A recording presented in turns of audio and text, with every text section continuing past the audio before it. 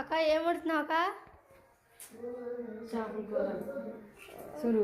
First ఈ కడిగేస్తావు, కడిగేసిన తర్వాత దాన్ని నూనె పోస్తాను. చూడు, పసుపు వేస్తాను,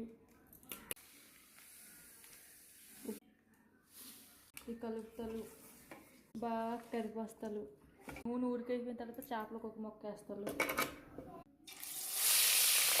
తర్వాత పడిపోతుంది. ఇలా బాగా నేగిపోతుంది. ఇది ఇలా ఎర్రగా అయిన తర్వాత మారుస్తుంది తిప్పుతో.